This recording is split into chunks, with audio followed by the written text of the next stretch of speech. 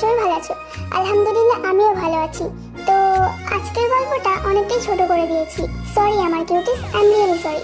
আজকের গল্পটা অনেক ছোট হয়ে গেছে। তোমরা তো জানোই আমার কলেজে একটু প্রবলেম চলছে, তাই আমি গল্পটা বেশি বড় বানাতে পারলাম না। আশা করছি তোমরা আমার প্রবলেমটা বুঝতে পেরেছো। তো চলো গল্পটা কেমন হয়েছে গিয়ে দেখে নিই। আর গল্পটা যদি তোমাদের ভালো লাগে তাহলে অবশ্যই কমেন্টে জানাও, ঠিক আছে? Let's go.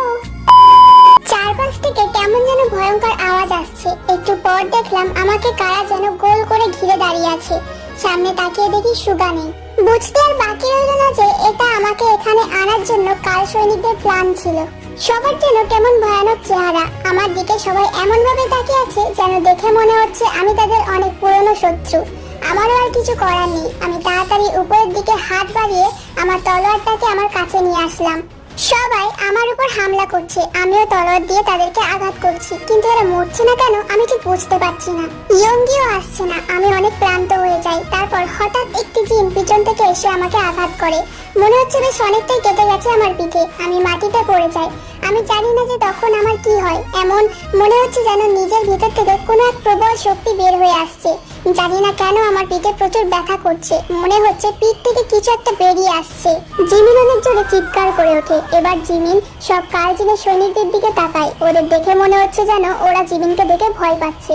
জিমিন তারপর তার পিঠে যেন কিছু একটা অনুভব করে। জিমিন এর আগে কিছু বুঝতে পারে, সে জ্ঞান হারিয়ে মাটিতে পড়ে যায়।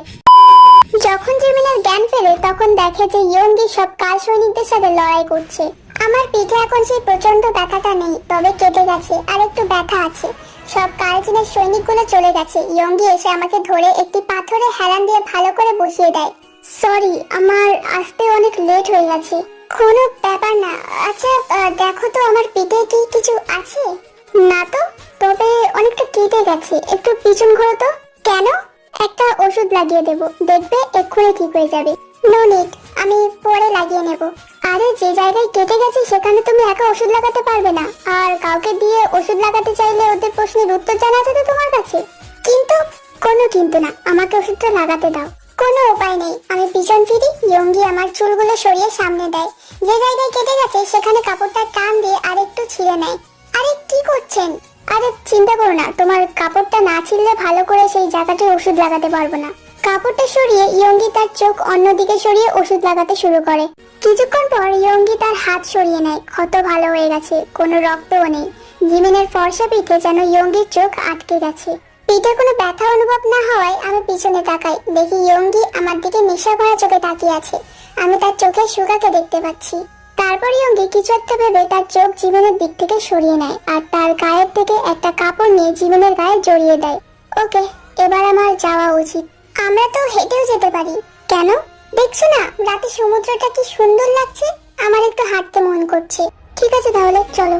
দুজনে সমুদ্রের কিনারা বেয়ে হাঁটছি। সুগার হাত ধরতে মন চাইছে কিন্তু পারবো না।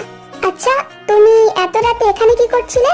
আমি তো ঘুমাচ্ছিলাম। তখন একটা জিন সুগার রূপ ধরে আমাকে ডাকছিল, আর তুমি এখানে এত দূর চলে এলে। বাবা, যে কেউ ডাকবে আর তুমি তার পিছন পিছন চলে আসবে, তাই তো? যে কেউ ডাকলে যেতাম না, কিন্তু ওটা যে সুগা ছিল। ইয়ঙ্গি জিমিনের কথা শুনে দাঁড়িয়ে পড়ে। তারপর জিমিনের দিকে তাকিয়ে বলে, ওর রূপ ধরলে যেতে হবে নাকি তোমার? কেন জানি না। ওর চোখের দিকে তাকিয়ে মনে হলো একটু হাসলো, কিন্তু তারপর আবার মুখটা মলিন হয়ে গেল। ওকে, আমি এখন আসি। আরে আমাকেও তো হোটেলে পৌঁছে দাও। তুমি একা একাও যেতে পারবে। কেমন পুরুষ আপনি? একা একটা মেয়েকে এই রাতে এখানে রেখে চলে যাবেন? তোমার মতো মেয়ে হলে এখানে কেন, কোনো বিশাল জঙ্গলের মাঝখানে রেখে আসলেও না কিচ্ছু হবে না। এটা বলে ইয়ঙ্গি সেখান থেকে অদৃশ্য হয়ে গেল। কি আর করার, এক বালতি কষ্ট নিয়ে আমিও হোটেলে চলে আসি। আস্তে ধীরে ড্রেস চেঞ্জ করে শুয়ে পড়ি, আর একটু পরেই আজান দেবে। আজও শিয়াওয়ের চিৎকার শুনে ঘুম ভাঙে। মাথাটা প্রচুর ব্যথা করছে। ঘুম থেকে উঠে চোখ বন্ধ করে বিছানায় বসে আছি। শরীরটা অস্থির অস্থির লাগছে। বেড থেকে নামার জন্য পা বাড়াতেই আমার চোখ যায় পায়ের দিকে। আমার পায়ে ওই পায়েলটা পরানো, কিন্তু এটা তো অন্যজন কিনে নিয়ে গেছিল। তাহলে আমার পায়ে আসলো কিভাবে? আর এই পায়েলটা একটু বেশি চকচক করছে না? কিন্তু পায়েলটা খুলে ব্যাগে রেখে দিয়েছি। কে না কে দিয়েছে। আমরা সবাই বার হলাম ঘুরতে যাওয়ার জন্য। সুগা বারবার আমার পায়ের দিকে তাকাচ্ছে। একটু বিরক্তি লাগছে। বারবার পায়ে তাকানোর কি আছে? আর চোখগুলো কেমন করে যেন তাকাচ্ছে, নীল চোখ তার মধ্যে এইভাবে তাকিয়ে আছে, মনে হচ্ছে এক্ষুনি আমার জান বেরিয়ে যাবে। ওর প্রেমে পড়ে গেলাম না তো আবার?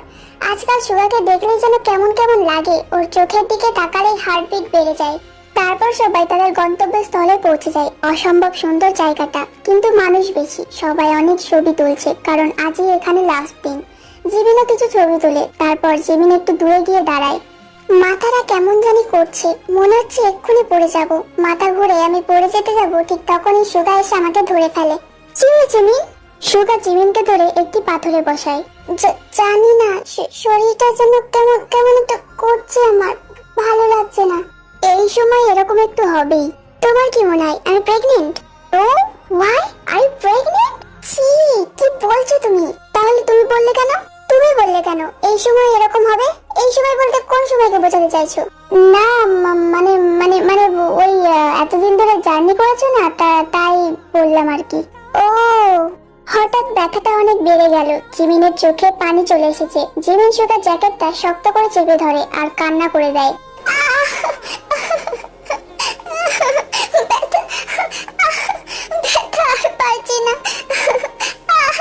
অন্য কেউ হলে আমাকে ডাক্তারের কাছে নিয়ে যেত অথবা সবাইকে ডেকে আনতো, কিন্তু সুগার শান্ত হয়ে বসে আমার পিঠে হাত বুলিয়ে দিচ্ছে আর করুণ দৃষ্টিতে আমার দিকে তাকিয়ে আছে। কিছুক্ষণ পর আমি স্বাভাবিক হয়ে গেলাম, কোনো ব্যথা কোনো কষ্ট হচ্ছে না। এটা এটা কিভাবে হলো? আর কোনো ব্যথা নেই?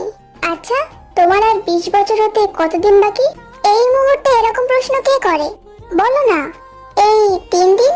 দ্যাটস মিন আরো 3 দিন তোমাকে এই কষ্ট সহ্য করতে হবে। মানে? কিছু না। ব্যথা তো নেই, কিন্তু মাথাটা ঝিমঝিম করছে। এক কাজ করো, আমার কাঁধে মাথা রেখে কিছুক্ষণ চোখ বন্ধ করে রাখো। আমার জন্য তুমি কেন সময় নষ্ট করবে? আজকে লাস্ট দিন এই ট্রিপের, মজা করো, যাও। আমার এখানেই বেশি ভালো লাগছে, যা বলছি তাই করো। ওকে। আমি সুগার কাঁধে মাথা রেখে চোখ বন্ধ করি। সত্যি বলতে অনেক ভালো লাগছে, মাথার কড়াশে ঘ্রাণ পাচ্ছি। মন চাইছে সুগার আরো কাছে যেতে, কিন্তু এটা সম্ভব না। আমি জানি না কখন যে আমি ঘুমিয়ে পড়লাম। এখন সুগার জীবনের মুখের দিকে তাকিয়ে আছে। তোমাকে আমি বলে বোঝাতে পারবো না যে তুমি আমার কাছে কি। যতই তোমার কাছ থেকে নিজেকে সরিয়ে আনতে চাই, ততই আমি তোমার মায়ায় পড়ে যাই। তুমি আমার সামনে থাকলে আমি আর কিছুই ভাবতে পারি না, নিজেকেই ভুলে যাই যে আমি কে।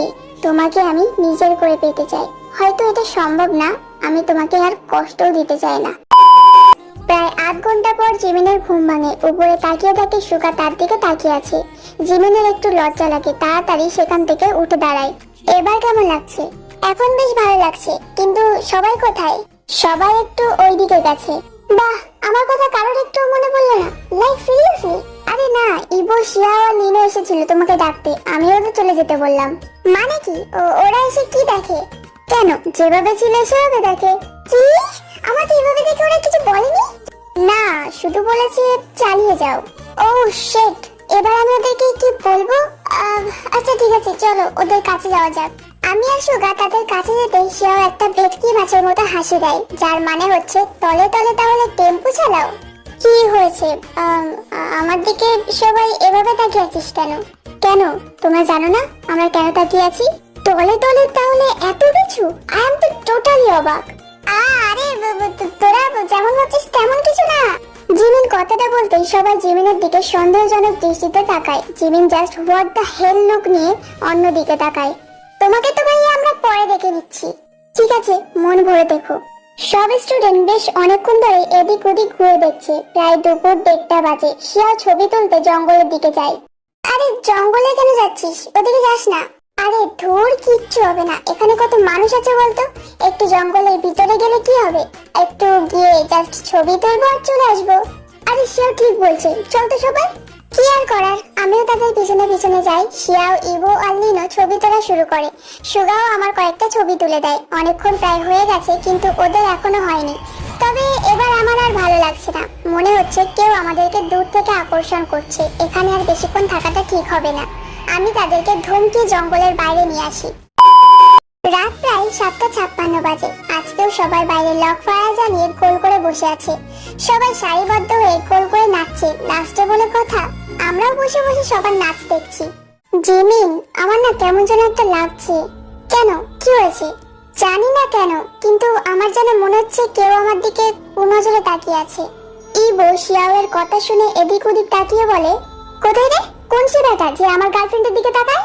হ্যাঁ, কে রে? ধরতে পারলে না পুইতে ফেলে দেবো, পুইতে।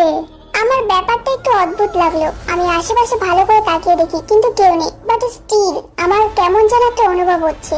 আমি ব্যাপারটা বলাতে শিয়াও ইবো আর লিনুকে বলি, আরে দূর, এটা হয়তো তোর মনের ভুল হবে, চুপ করে বস, নাচ দেখ। হতেও পারে। ওইদিকে সুগা গিটার বাজাচ্ছে আর মেয়েরা তাকে ঘিরে বসে আছে, কিচ্ছু বলছে না। লুচ্চা কোথাকার, যা রাগ হচ্ছে না আমার। সুগা এবার আমার দিকে তাকিয়ে গিটার বাজাচ্ছে, তার তাকানো দেখে আমার সব রাগ ফুস হয়ে যায়। তার চোখের নেশায় পড়ে গেছি, তার মধ্যে ঠোঁট বাগানো মুচকি আসি। অনেক রাত হয়ে গেছে, লাস্ট ডেতে গানে, তাই অনেক রাত পর্যন্ত থেকে আমরা সবাই আনন্দ করেছি। এবার সবাই যে যার ঘরে চলে যায়। বিছানায় শুতে রাজ্যের ঘুম এসে চোখে হানা দেয়। ঘুমের মধ্যে কারো শুশু শব্দ পাচ্ছি, যেন কারোর দম বন্ধ আসছে, দম নিতে পারছে না। হঠাৎ পানির গ্লাস পড়ার শব্দে ঘুম ভেঙে যায়, সবাই উঠি। আমি চোখ খুলতে মনে হলো কেউ জানালা দিয়ে সজোরে বেরিয়ে গেছে। লাইট জ্বালিয়ে দেখি শিয়াও হাঁপাচ্ছে, শ্বাস নিতে পারছে না, ঘামে পুরো শরীর ভিজে গেছে।